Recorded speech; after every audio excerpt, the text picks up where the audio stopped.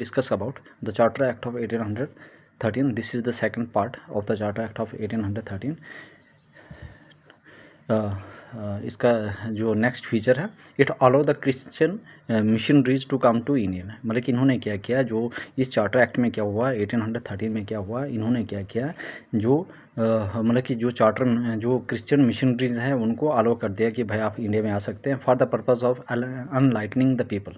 किसके लिए कि ताकि आप लोगों को ज्ञान दो या जागरूक करो। ठीक है, this thing is very important, this feature is very important. It allow the Christian missionaries, किसको अलाउ किया इसमें, क्रिश्चियन मिशनरी, कि आप इंडिया में आओ और इंडिया के लोगों को, ठीक है, for the purpose of enlightening the people, ताकि लोगों को जागरूक करो। It provided for the spread of western education among the inhabitant of the British territories in India. इन्होंने क्या किया, जो भी वेस्टर्न एजुकेशन है उसको स्प्रेड करने की बात की। ठीक है, among the inhabitant of the British territories in India, जो भी मतलब कि ब्रिटिश टेरिटरीज जो भी इनहेबिटेंट है इंडिया में। ठीक है, और उन्होंने क्या किया, जो भी वेस्टर्न एजुकेशन है उसको बढ़ावा देने की बात की। Getting it authorise the local government in India to impose, जो भी लोकल गवर्नमेंट है इंडिया के, उन्होंने क्या इम्पोज किया, टैक्सेस ऑन पर्सन। तो it authorised the local government in India, जो भी लोकल गवर्नमेंट थी इंडिया में, उन्होंने क्या किया, इम्पोज किया, उसके ऊपर टैक्स लगाना शुरू कर दिया, taxes on person. Getting they could also punish the person for not paying taxes. अगर ऐसे कोई इंसान जो टैक्स नहीं दे रहा है तो उसके ऊपर क्या होगी, कार्रवाई होगी और उसको सज़ा मिलेगी। ठीक है, तो आई होप ये चीज़ें आपको क्लियर होगी। इसके कुछ फीचर मैंने फर्स्ट पार्ट में डिस्कस कर लिए हैं।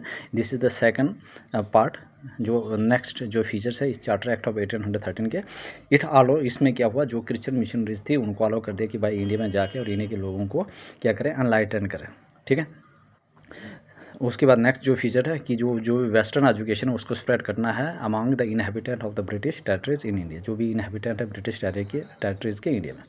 और उसके बाद नेक्स्ट क्या हुआ, इन्होंने क्या किया, मतलब it authorise the local government, जो भी लोकल गवर्नमेंट ने क्या किया इन इंडिया कि ताकि वो क्या कर सके, ठीक है, टैक्स इम्पोज कर सके, टैक्सेस ऑन पर्सन। ठीक है, मतलब कि लोगों से क्या कर सके, टैक्स ले सके।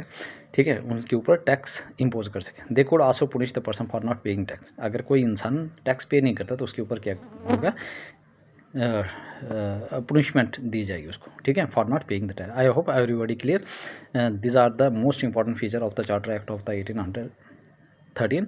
प्लीज़ वॉच दिस वीडियो, ठीक है, and makes your own note getting, and please likes and subscribe my channel. Getting, I hope everybody clear.